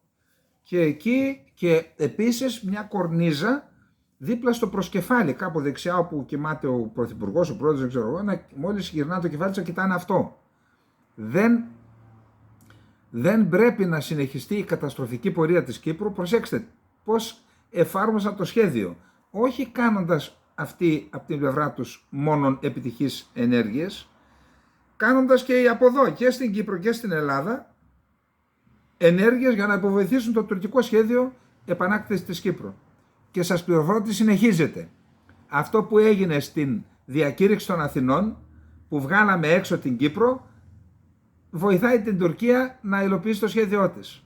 Το καταλάβατε? Αυτό που λέει ο κύριος Ροζάκης, το μυαλό στο Μαξίμου και γύρω από τον Μητσοτάκη, δεν υπάρχει το παλιό κόμμα. που δεν σημαίνει και εκείνο ότι ήταν καλύτερο, αλλά δεν υπάρχει. Είναι η Σημιτική και του Ποταμιού και διάφοροι άλλοι, ξέρετε ποιοι, πολύχρωμοι. Σε αυτόν η νοοτροπία είναι να... Τι σας νοιάζει η Κύπρος, αφήστε να χαθεί. Αφήστε να χαθεί η Κύπρος. Και αυτοί κυβερνούν την Ελλάδα. Γι' αυτό, επειδή ξέρω τι ετοιμάζουν την επικοινωνιακή καταιγίδα για να μας κάνουν πλήση εγκεφάλου, μην τζιμπάτε. Πραγματικά. Στις εκλογές κάνετε αυτό που λέει η ψυχή σας.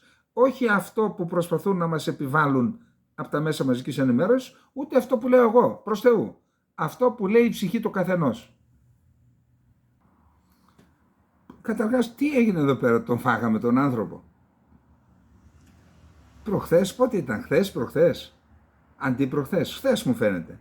Είπαμε ότι για τον πολιτικό διάλογο, τα θετικά μέτρα και τα ΜΟΕ, εμείς έχουμε τρεις διαφορετικούς, την Αλεξάνδρα Παπαδοπούλου για τον πολιτικό, τον Φραγκογιάννη για τα θετικά και τον Λαλάκο, τον πρέσβη, για τα ΜΟΕ. Οι Τούρκοι έχουν έναν, τον Μπουράκ Ακτσιαπάρ, υφυπουργό εξωτερικών, και για τα τρία. Με το που κάναμε την αναφορά τον αποκεφάλισε ο Φιντάν. Τι έγινε, λέτε, να παίξαμε κανένα ρόλο? Πλάκα κάνω φυσικά, έτσι. Φυσικά δεν υποβαθμίζεται ο Ακτσιαπάρ. Ο νυν υφυπουργός εξωτερικών της Τουρκίας, πρέσβης Μπουράκ Ακτσιαπάρ, αναλαμβάνει καθήκοντα μονίμου αντιπροσώπου της χώρας στο γραφείο του ΟΗΕ στη Γενέβη, σύμφωνα με το τουρκικό κρατικό τηλεοπτικό δίκτυο TRT. Είπαμε ότι μέχρι τώρα ήταν υφυπουργός υπεύθυνος για τις συνομιλίες με την Ελλάδα.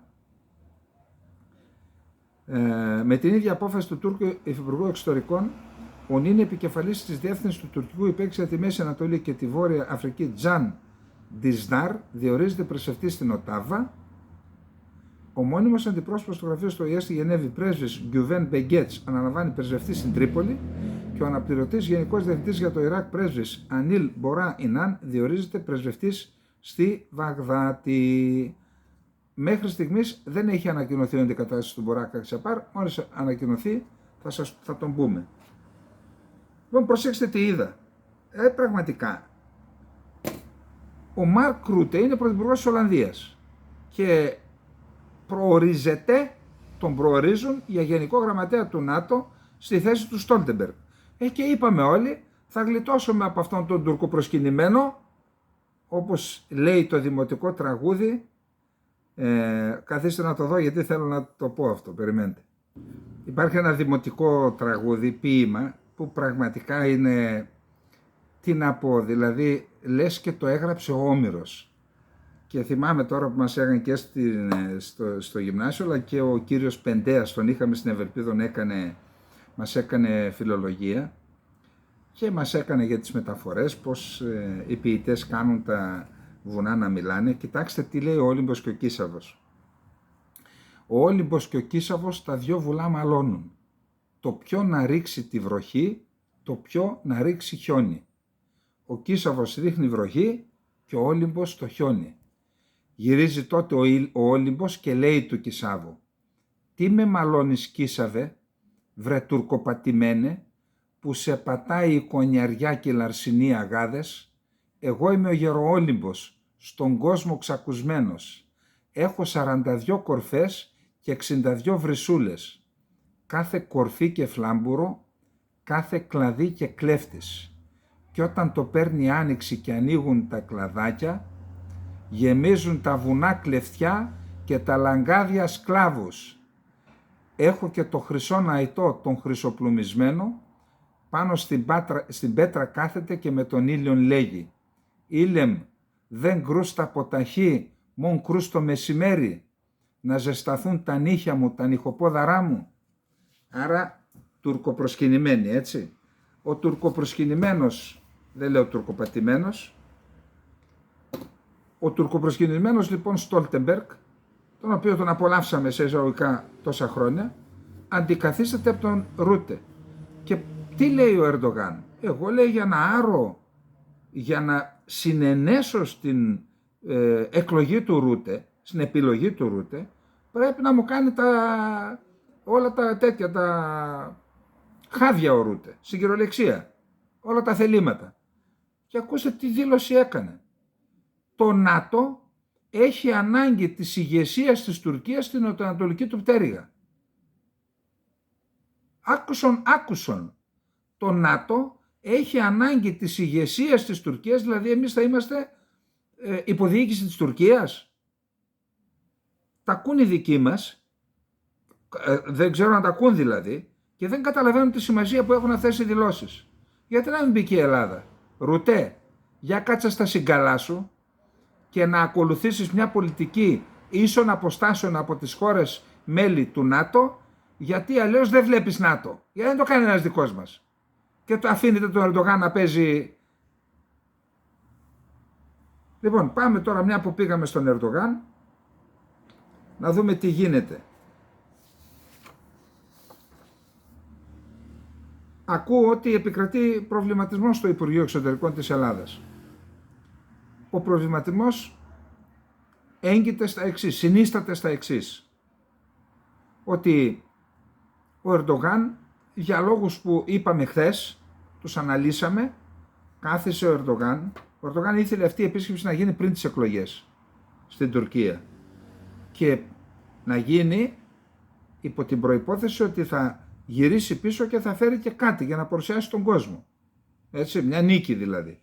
Τα F-16 τα πήρε, κάποια υπόσχεση για τα F-35 για τους Κούρδους στη Συρία. Αφού πέρασαν οι εκλογές και έφαγε το παλούκι που έφαγε, τώρα λοιπόν κάθισε και μέτρησε.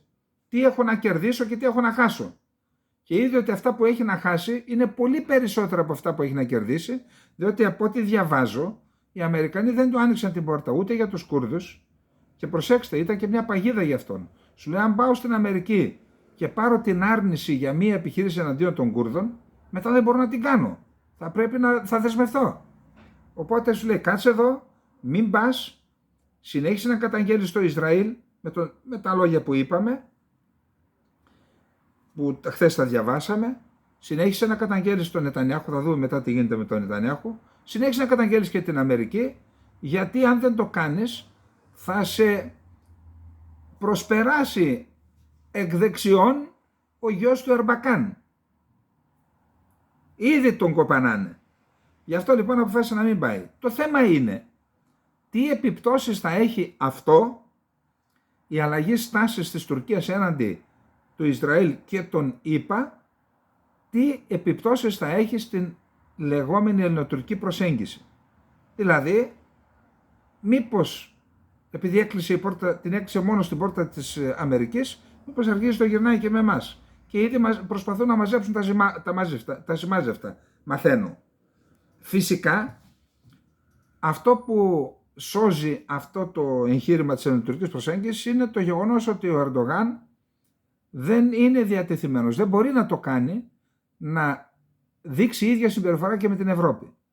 Δηλαδή θα ακολουθήσει την πολιτική αυτή που ακολουθεί με την Αμερική και το Ισραήλ και θα συνεχίσει να είναι συνενετικός με την Ευρώπη αλλά και με την Ελλάδα. Αλλά, για προσέξτε εδώ, από τις 28 Απριλίου, από σήμερα μέχρι τις 8 Μαΐου αρχίζουν, να δούμε επακριβώς τι λένε τα τουρκικά μέσα. Αρχίζει από τις 28 Απριλίου μέχρι τις 8 Μαΐου, από σήμερα δηλαδή μέχρι τις 8 Μαΐου, η εκτέλεση της άσκησης ΕΦΕΣ 2024 σε περιβάλλον ηλεκτρονικών υπολογιστών. Δηλαδή οι επιτελείς και οι διοικητές θα καθίσουν στον υπολογιστή και θα διεξαχθεί η άσκηση σε περιβάλλον ηλεκτρονικών υπολογιστών. Δηλαδή, ο διοικητής της ΕΜΟΓ, ειδική διακλαδική δύναμη αποστολής Αιγαίου. Αποστολής Αιγαίου, ειδικής αποστολής Αιγαίου. Τι δεν καταλαβαίνετε? Η οποία έχει υποδιοίκηση πολεμική αεροπορία, πολεμικό ναυτικό και τη στρατιά Αιγαίου. Αυτό δηλαδή γίνεται ένας στρατάρχης που μπορεί αυτόνομα να κάνει πόλεμο. Και αυτό το πράγμα, ο πόλεμος θα γίνει σε νησιά του Αιγαίου, σε βασικό νησί του Αιγαίου δηλαδή, και μετά ποιος ξέρει και σε άλλα, και αυτό θα γίνει από τις 28 Απριλίου μέχρι τις 8 Μαΐου σε περιβάλλον ηλεκτρονικών υπολογιστών και τις 9 Μαΐου, την ημέρα που θα είναι ο Έλληνας Πρωθυπουργός στην Άγκυρα, θα αρχίσουν οι ασκήσεις με πυρά και θα διαρκέσει αυτό από τις 9 μέχρι τις 30 Μαΐου. Δηλαδή όταν ο Έλληνας Πρωθυπουργός θα είναι στην Άγκυρα, το τουρκικό γενικό επιτελείο και η ειδική διακρατική δύναμη αποστολής Αιγαίου θα διεξάγει άσκηση κατάληψης ελληνικού νησιού. Και ο Έλληνας Πρωθυπουργός θα είναι εκεί. Με την παρουσία του, στην ουσία αποδέχεται αυτήν τη διαδικασία. Και εδώ υπάρχει η αθλιότητα που διέπραταν οι σύμμαχοί μας και εμείς οι ίδιοι που στέλναμε σε αυτή την άσκηση και παρατηρητή. Δηλαδή δεν υπάρχει μεγαλύτερος εξευτελισμός. Στέλναμε στρατιωτικό παρατηρητή από τον ΑΚΑΜ, δεν ξέρω εγώ ποιον, από την Άγκυρα, να παρακολουθεί μαζί με τους ξένους παρατηρητές πώς οι Τούρκοι εξασκούνται στην κατάληψη ελληνικού νησιού. Δεν υπάρχει τέτοια χώρα στον κόσμο, δεν υπάρχει. Αντί να στέλνουμε διαβήματα σε όσους στέλνουν παρατηρητές και στην Τουρκία, σε μια άσκηση που γίνεται προφανώς εναντίον της Ελλάδας, εμείς στέλναμε και παρατηρητή. Υποτίθεται για να δει πώς γίνεται η άσκηση. Λες και δεν έχουμε άλλους τρόπους να μάθουμε. Δεν έχουμε άλλους τρόπους, έτσι. Τέλος πάντων, κρατήστε το αυτό. 9 Μαΐου, ο Έλληνας Πρωθυπουργός στην Άγκυρα αρχίζει η άσκηση ΕΦΕΣ, διακλαδική άσκηση μεγάλης κλίμακος μεταπυρών, ΕΦΕΣ 2024, με στόχο κατάληψη ελληνικού νησιού. Εντάξει. Και πριν περάσουμε στο επόμενο θέμα που είναι το Ισραήλ, Χαμάς και τα λοιπά, να πούμε ότι λέει εδώ ότι οι εξαγωγές επιβατικών αυτοκινήτων στην Τουρκία ξεπέρασαν σε αξία τα 2,5 δισεκατομμύρια δολάρια. Η Ελλάδα γιατί δεν φρόντισε τόσα χρόνια να αποκτήσει μία αυτοκινητοβιομηχανία? Γιατί? Δεν υπάρχουν τόσες, υπάρχει η Κορέα, θα πήγε, έκανε στην Τσεχία, θα μπορούσε να κάνει στην Ελλάδα. Υπάρχει η Κίνα που κάνει ηλεκτρικά, θα μπορούσε να κάνει στην Ελλάδα. Υπάρχει η Ιαπωνία που κάνει όλες αυτές τις μάρκες τα ιαπωνικά, θα μπορούσε να κάνει στην Ελλάδα. Γιατί λοιπόν δεν φρόντισαν αυτοί που μας κυβερνούν, να σας πω γιατί? Γιατί ενοχλείται η Γερμανία. Είχε κάνει η Νισάν στο Βόλο, δεν θυμάμαι με ποιον είχε κάνει τώρα, με το Θεοχαράκη, με ποιον είχε κάνει. Και έβγαζε και καταπληκτικά αυτοκίνητα, νομίζω τα Σάνι, και την κλείσανε. Υποτίθεται η κυβέρνηση με τους συνδικαλιστές την κλείσανε. Γιατί ενοχλούσε τη Γερμανία. Φάτε την τώρα. Λοιπόν, πάμε στο επόμενο θέμα μας. Αεροπορικές επιδρομές.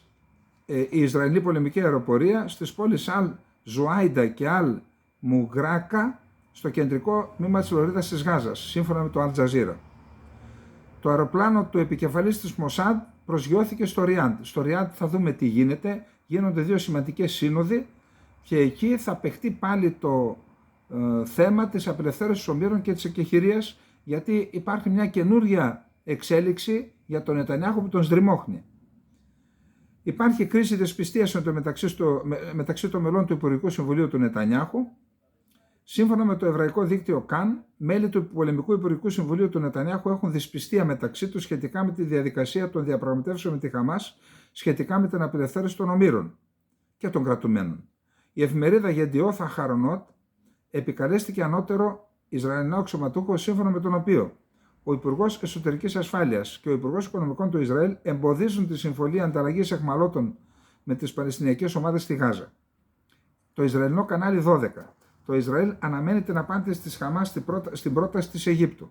Η συμφωνία ανταλλαγής είναι πιο σημαντική από τη στρατιωτική επιχείρηση στα νότια της Λωρίδας της Γάζας, στη Ράφα. Δηλαδή, λέει ο Υπουργός Άμυνας, νομίζω, το Ισραήλ, εάν κάνουμε συμφωνία, θα αναβάλουμε την επίθεση στη Ράφα. Ισραηλινό κανάλι 12. Το Ισραήλ αναμένει από το Διεθνές, προσέξτε το αυτό, από το Διεθνές Ποινικό Δικαστήριο να εκδώσει εντάλματα σύλληψης για τους Νετανιάχου, πρωθυπουργό, Ιωάβ Γκάλαντ, υπουργό άμυνας, και Χερτσί Χαλέβι, αρχηγό ΓΕΘΑ, αυτήν την εβδομάδα. Αργά ή γρήγορα θα εκδοθεί το ένταλμα σύλληψης του Νετανιάχου, αναφέρει η εφημερίδα Μααρίβ του Ισραήλ, που επικαλείται ενημερωμένες πηγές στο Ισραήλ και έγραψε ότι ο Νετανιάχου φοβάται και ανησυχεί για το ενδεχόμενο να εκδοθεί ένταλμα σύλληψης εναντίον του από το δικαστήριο της Χάγης. Σύμφωνα με την Μααρίβ, ο Νετανιάχου έχει κάνει εντατικές κλήσεις με δυτικές χώρες, με ηγέτες δυτικών χωρών, ιδιαίτερα με τη ΣΥΠΑ, για να αποτραπεί αυτό το γεγονός. Εκτός από τον Νετανιάχου, είπαμε, θα εκδοθεί ένταλμα σύλληψης στον Υπουργό Πολέμου και τον Αρχηγό του Γενικού Επιτελείου.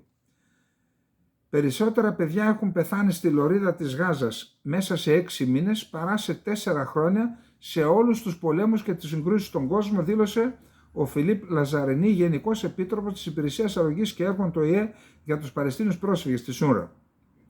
Η Πρωθυπουργός της Βόρειας Ιρλανδίας, Μισελ Ονίλ, συμμετείχε στην εθνική πορεία για την Παλαιστίνη που έγινε στο Λονδίνο, χαρακτηρίζοντας γενοκτονία τα όσα συμβαίνουν στη Γάζα. Όλοι παρακολουθούμε με τρόμο την καταστροφή της Γάζας. Είναι γενοκτονία και πρέπει να σταματήσει, είπε η Πρωθυπουργός της Βόρειας Ιρλανδίας. Ο Ιταλός πρέσβης στην Τίνιδα επισκέφθηκε μία έκθεση βιβλίου που έγινε στην πρωτεύουσα της Τινησίας και τον εκδίωξαν οι παριστάμενοι για τη στάση του ιδίου και της χώρας του στον πόλεμο της Γάζας. Εύχομαι η Ελλάδα, που πάντα την αγκάλιαζαν οι αραβικές χώρες, να μην έχει την ίδια τύχη λόγω της στάσης της στον πόλεμο στη Γάζα. Εύχομαι. Οι φοιτητές του Πανεπιστήμιου της Νέας Υόρκης συνεχίζουν να διαδηλώνουν υπέρ της Παλαιστίνης για τρίτη συνεχόμενη μέρα. Φοιτητές του Πανεπιστήμιου του Χάρβαρντ ύψωσαν τη σημαία της Παλαιστίνης πάνω από το άγαλμα του Τζον Χάρβαρντ στην Πανεπιστημιούπολη του Χάρβαρντ. Ο επίσημος λογαριασμός της Μοσάντ απείλησε τους διαδηλωτές Αμερικανούς φοιτητές και τους προειδοποίησε ότι θα αντιμετωπίσουν προβλήματα στην έβρεση εργασίας μετά την αποφύτισή τους. Συγγνώμη, έτσι.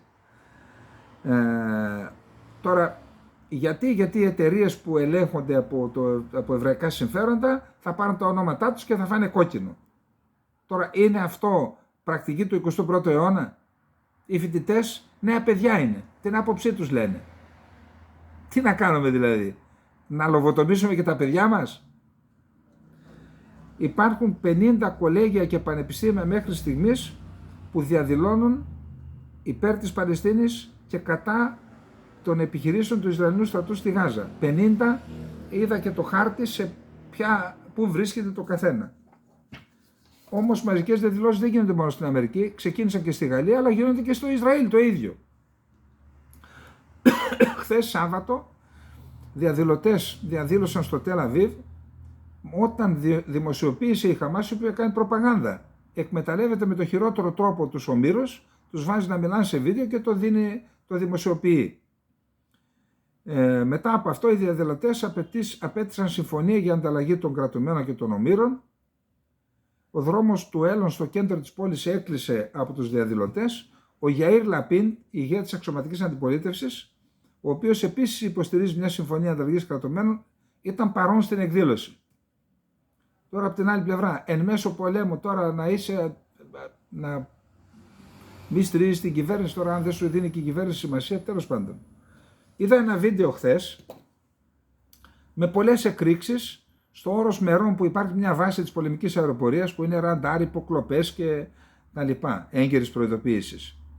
Τι να σας πω τώρα, πολλές, και ήταν και από το Ισραήλ και από το Λίβανο τα βίντεο, είδα αρκετά βίντεο. Εκεί λένε λοιπόν, η εφημερίδα Γεντιόθαν Χρονότ λέει ότι χθες το απόγευμα ένας Ισραηλινός στρατιώτης τραυματίστηκε μετά από επίθεση που έγινε στο Μερών στο βόρειο Ισραήλ. Ο πρέσβης του Ιράν στην Ινδία δήλωσε ότι ο Ραϊσί, ο πρόεδρος του Ιράν, πρόκειται να επισκεφτεί αυτή τη χρονιά την Ινδία. Να θυμίσουμε ότι πριν από λίγο διάστημα ήταν στο Πακιστάν. Ο υπονάβαρχος του Ιράν, Σαρχάμ Ιρανί, διοικητής του Ιρανικού πολεμικού ναυτικού, ανακοίνωσε τη στρατηγική της κυβέρνησης του Ιράν για τη δημιουργία μόνιμης παρουσίας του Ιρανικού ναυτικού στο νότιο πόλο, στην Ανταρκτική. Να κάνουν βάση, δεν ξέρω τι.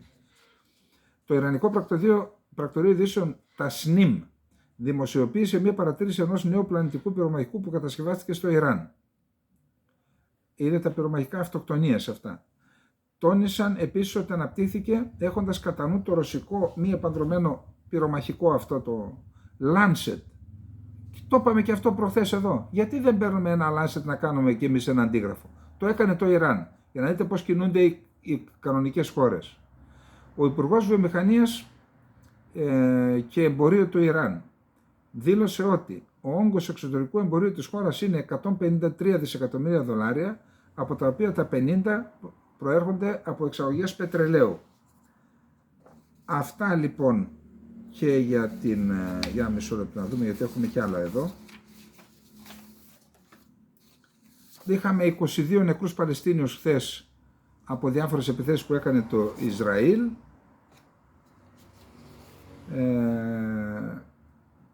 Ναι, μισό λεπτό. 22 από επιθέσεις, ναι.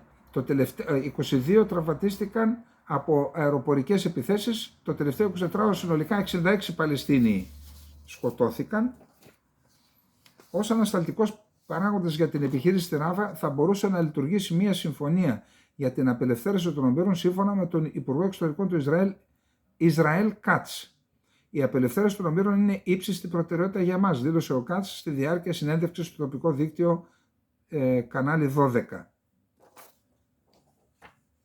Η Χεσμολάχ χτύπησε χθες το βράδυ 2 στρατιωτικές θέσεις σε απάντηση στις επιθέσεις του εχθρού. Καλά, εκεί είναι φαύλος κύκλος εκεί. Βαρά ο ένας, απαντάει ο άλλος.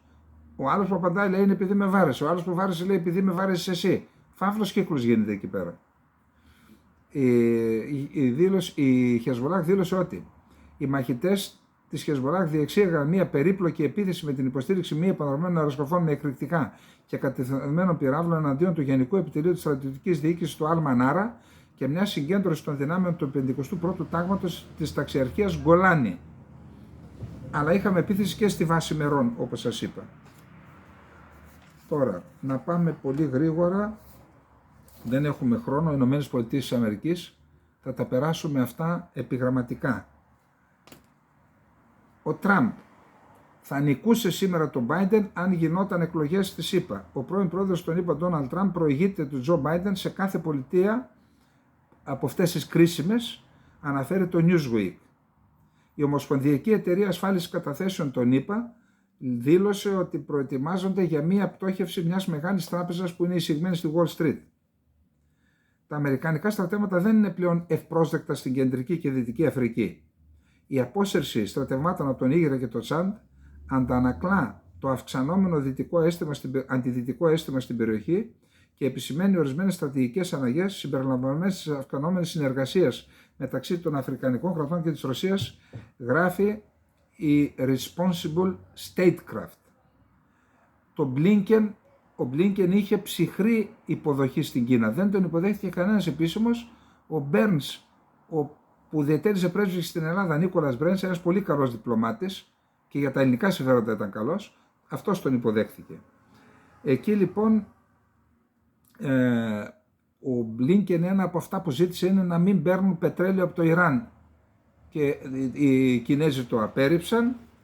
Λέει ότι σήμερα παρατηρήθηκε από δορυφόρος ένα ρεκόρ 16 εκατομμυρίων βαρελιών ιρανικού αργού πετρελαίου αξίας 1,4 δισεκατομμύριων δολαρίων που προοριζόταν για την Κίνα σε μια μέρα. Είπαμε για για τον Νετανιάχου, σας είπα ότι υπάρχει μεγάλη ανησυχία για το θέμα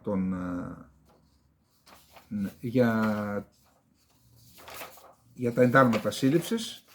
Πολύ γρήγορα, ο Τραμπ ανησυχεί για τις κινήσεις που κάνουν οι χώρες που ανήκουν στους BRICS για την αποδολαριοποίηση και μάλιστα οι επιτελείς στο οικονομικό επιτελείο του δηλώνουν ότι ετοιμάζουν σχέδια για επιβολή κυρώσεων και εκφοβισμό των χωρών που θα κινηθούν προς αποδολαριοποίηση. Λέει λοιπόν, αν χάσουμε την πρωτοκαθεδρία του δολαρίου, είναι σαν να χάνουμε ένα μεγάλο πόλεμο, είπε ο Τραμπ. Επίσης, απεχθάνομαι να αποχωρούν από το δολάριο, είπε σε πρόσφατη συνέντευξή του στο CNBC. Δεν θα το επιτρέψω. Θα είναι σαν να χάνουμε έναν πόλεμο. Θα ήταν χτύπημα για τη χώρα μας. Με τον Biden θα χάσουμε το δολάριο ως πρότυπο νόμισμα, είπε κατηγορώντας τις πολιτικές του νυν Προέδρου και πολιτικού του αντιπάλου εν ώψη των εκλογών. Ετήσιο δείπνο Ένωσης Ανταποκριθών. πραγματοποιήθηκε την ώρα που επεκτείνεται στα αμερικανικά πανεπιστήμια ένα κίνημα ελεγγύης προς τους Παλαιστινίους του Λωρίδα της Γάζας. Παρέστη στο ετήσιο δείπνο που είναι πολύ σημαντικό στην Αμερική, είδα εκεί παπιόν και τα λοιπά, και ο πρόεδρος Τζο Μπάιντεν, ο οποίος είπε, έχουμε, λέει, να κάνουμε, εντάξει, το είπε με χιούμορ ο άνθρωπος, εγώ, λέει, ένας ηλικιωμένος άνθρωπος, έχω αντίπαλό μου ένα παιδί, ένα εξάχρονο παιδί, ως αντίπαλο στις προεδρικές εκλογές. Δηλαδή, τη βραδιά παρουσίασε ο κωμικός Colin Jost, ο οποίος είπε, θα ήθελα να επισημάνω ότι είναι, τώρα που παρουσιάζω δηλαδή, μετά τις 22 το βράδυ και ο κοιμής Τζο είναι ακόμη όρθιος, ενώ ο Ντόναλντ Τραμπ πέρασε την εβδομάδα να αποκοιμνέται στο δικαστήριο κάθε πρωί. Έκανε χιούμορ ο άνθρωπος. Εκεί λοιπόν είχαμε και φιλοπαλαιστινιακή διαδήλωση. Έστειλε Παλαιστίνοι δημοσιογράφοι, ζήτησαν με ανοιχτή επιστολή από Αμερικανούς συναδέλφους να μποϊκοτάρουν το δείπνο της Ένωσης Ανταποκριτών και έγραψαν τα εξής. Έχετε ιδιαίτερη ευθύνη να πείτε την αλήθεια στους ισχυρούς και να στηρίξετε τη δημοσιογραφική δεοντολογία. Είναι απαράδεκτο να μένετε σιωπηλοί, φοβούμενοι για την καριέρα σας, την ώρα που δημοσιογράφοι στη Γάζα εξακολουθούν να κρατούνται, να βασανίζονται και να φωνεύονται επειδή κάνουν το λειτουργήμά τους. Τόνισαν στην επιστολή περίπου 20 Παλαιστίνοι δημοσιογράφοι. Σύμφωνα με την Επιτροπή για την Προστασία των Δημοσιογράφων με έδρα τη Νέα Υόρκη, τουλάχιστον 97 δημοσιογράφοι έχουν σκοτωθεί από την έναρξη στις 7 Οκτωβρίου του πολέμου, μεταξύ των οποίων οι 92 είναι Παλαιστίνοι και άλλοι 16 έχουν τραυματιστεί. Ο Μπλίνκεν σήμερα μεταβαίνει στη Σαουδική Αραβία, εκεί που πήγε και ο διοικητής της Μοσάντ, που σημαίνει ότι εκεί θα έχουμε μεγάλο παιχνίδι. Έχουμε λοιπόν, θα προσπαθήσει ο Μπλίνκεν να κάνει επαφές με τις αραβικές χώρες και έχουμε συνάντηση των Υπουργών του Συμβουλίου Συνεργασίας του Κόλπου, είναι όλες οι χώρες του Κόλπου, του Αραβικού Κόλπου, του Περσικού Κόλπου.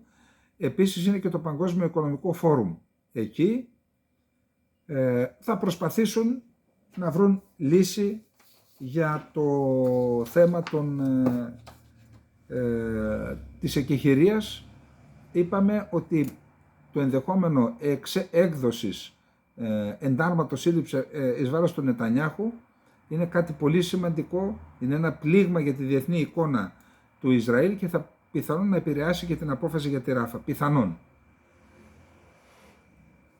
Λοιπόν, να πάμε γρήγορα τώρα και στα του Ρωσίας-Ουκρανίας.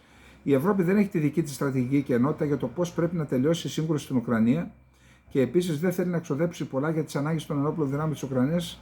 Ανησυχεί ο Κάρλο Μασάλα, καθηγητής στο Πανεπιστήμιο του Μονάχου των ενόπλων δυνάμεων της Γερμανίας, Γερμανικό Στρατιωτικό Πανεπιστήμιο. Σε συνέντευξή του στην Αυστριακή Kleine Zeitung, ο Μασάλα σημειώνει ότι οι Ευρωπαίοι προτιμούν να μετρούν τις απώλειές τους παρά να δίνουν χρήματα στο Κίεβο. Το Κίεβο δεν θα μπορέσει να προχωρήσει στην επίθεση πριν από το 2025, γράφει ο Washington Post. Εμείς το είπαμε εδώ χθες, ότι αν κάνει αντεπίθεση θα κάνει του χρόνου τέτοιον καιρό. Αν αντέξει στο μέτωπο. Παρά τη βοήθεια προς την Ουκρανία που εγκρίθηκε από το Κογκρέσο, οι Ουκρανικές ενόπλες δυνάμεις έχουν έντονη έλλειψη στρατευμάτων και η Ρωσία έχει τεράστιο πλεονέκτημα στη δύναμη πυρός, σημειώνει το δημοσίευμα της Washington Post. Ο Πρωθυπουργός της Ουκρανίας δήλωσε ότι η Αυστραλία θα προσφέρει ένα πακέτο βοήθειας $100 εκατομμύριων στην Ουκρανία. Το μισό θα διατεθεί για αγορά φορητών αντιαεροπορικών πυράβλων και περισσότερα από $30 εκατομμύρια σε drones. Το υπόλοιπο θα διαπανηθεί σε άλλες στρατιωτικές ανάγκες. Επίσης, ο Σμιγκάλ, ο Πρωθυπουργός, επιθεώρησε οχυρωματικά έργα που γίνονται στα σύνορα με τη Λευκορωσία.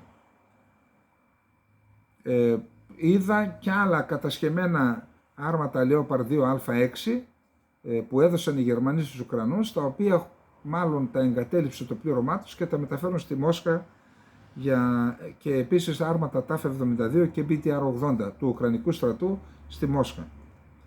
Η Ουκρανία δέχεται τόσο συχνά επιθέσεις τον τελευταίο καιρό που δεν βλέπω το νόημα να γράφω για εκτοξεύσεις πυράβλων. Είναι πιο εύκολο να γράφω όταν δεν έχουμε εκτοξεύσεις, είπε ο Ζελένσκι. Η Υπουργείο Άμυνας της Ρωσικής Ομοσπονδίας αυτή τη νύχτα η ρωσική αεράμινα κατέστρεψε 17 μη επανδρομένα αεροσκάφη των Ουκρανών και έχει πραγματικά ένα πολύ σημαντικό άρθρο, θα το αφήσουμε και αυτό για αύριο. Αυτά που σας είπα τα χθεσινά και αυτά δεν προλαβαίνω, πάλι για αύριο, άντε να δούμε. Δύο σημαντικά θέματα έχουμε ακόμα. Το ένα είναι η δήλωση του Πούτιν που έκανε την Πέμπτη, απευθυνόμενος στις χώρες του ΝΑΤΟ, ότι κινδυνεύουν από πυρηνική σύγκρουση αν στείλουν στρατεύματα στην Ουκρανία. Ακόμα είπε ότι οι δυτικές απειλές δημιουργούν πραγματική απειλή πυρηνικού πολέμου.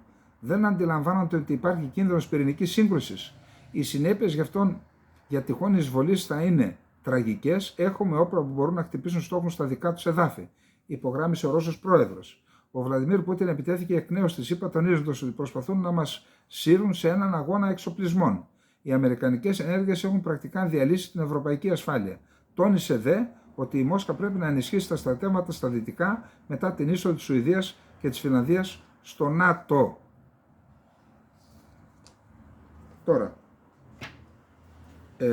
η Αγγελική Παπαμιλτιάδου έγραψε στο Euro Today ένα άρθρο που μιλάει για τριχοτόμηση της Ουκρανίας. Θα διαβάσουμε μόνο το επίμαχο τμήμα της. Στο τραπέζι και πάλι η τριχοτόμηση της Ουκρανίας. Για να περάσουμε όμως σε αυτό το στάδιο πρέπει πρώτα να υπάρξει εμπρότης κατάπαυση του πυρός, στη συνέχεια διαπραγμάτευση, λήξη του πολέμου και τέλος λύση αποδεικτή από όλα τα μέρη συμπεριλαμβανομένης της Ρωσίας. Καλά πληροφορημένες διπλωματικές πηγές, από την Ουάσιγκτον γράφει η κοπέλα, που προέρχονται από τα κέντρα των αποφάσεων, ανέφεραν εδώ και καιρό στο Euro Today ότι υπάρχει σχέδιο τριχοτόμησης της Ουκρανίας, το οποίο συζητήθηκε πέρσι, μπήκε στο σιρτάρι για να ξαναβγεί τώρα, πάντα πίσω από κλειστές πόρτες. Το σχέδιο συζητήθηκε και στη συνάντηση της περίφημης λέσχης Bilderberg το Μάιο του 2023 και αναμένεται να ξανασυζητηθεί στην επόμενη συνάντηση που γίνεται σε ένα μήνα από τώρα. Για να προχωρήσει το σχέδιο πρέπει πρώτα να υπάρξει παραδοχή από όλα τα εμπλεκόμενα μέρη ότι η Ουκρανία στην προπολέμου μορφή της δεν πρόκειται να υπάρχει. Από τη μία έχουμε το σχεδιασμό της Μόσχας για την πλήρη διάλυση της Ουκρανίας όπως την ξέραμε και την απορρόφηση όλων των ανατολικών και νοτίων περιοχών που έχει καταλάβει η Ρωσία. Υπό αυτήν την ομπρέλα, σύμφωνα με πληροφορίες από τη Μόσχα, ο Πούτιν θα ανοίξει διόδους για όσους Ουκρανούς δεν επιθυμούν να λέγονται Ρώσοι για να μεταναστεύσουν στις δυτικές περιοχές της Ουκρανίας. Και αυτό γιατί ο Πούτιν επιθυμεί να ανασυνθέσει την πληθυσμιακή κατάσταση των περιοχών που έχει καταλάβει και να επιβάλλει τη ρωσική γλώσσα και πατριωτικό αίσθημα σε εισαγωγικά. Η Μόσχα υπολογίζει ότι ο αριθμός των εκτοπισμένων και των μεταναστών θα μπορούσε να είναι γύρω στα 20 εκατομμύρια που θα μετακινηθούν προς τις ΜΑΣ. Νομίζω είναι υπερβολικός ο αριθμός. Οι ίδιες πηγές αναφέρουν ότι η προσάρτηση των περιοχών στη Ρωσία δεν θα είναι πλήρης. Ανταυτού οι περιοχές αυτές θα αποτελούν και ξεχωριστά τμήματα με ένα κεντρικό πυρήνα που θα αποτελέσει ένα συμμαχικό κράτος με τη Ρωσία. Θα αποτελεί ένα ανάχωμα δηλαδή μεταξύ Δύσης και Ρωσίας. Τι λέει δηλαδή το σχέδιο? Τα εδάφη που έχει καταλάβει στρατιωτικά η Ρωσία θα γίνουν έδαφος της Ρωσίας. Ο ενδιάμεσος χώρος θα είναι ένα κράτος το οποίο θα ελέγχεται από τη Ρωσία, ενδιάμεσος χώρος, και η Δυτική Ουκρανία θα είναι η Ουκρανία. Από την άλλη πλευρά η Δύση φαίνεται ότι καταλαβαίνει πλήρως πως όσο διαρκεί ο πόλεμος η τριχοτόμηση μοιάζει να γίνεται τετελεσμένο γεγονός. Το ζήτημα είναι πώς και πότε θα αλλάξει η παρούσα ρητορική με την Realpolitik.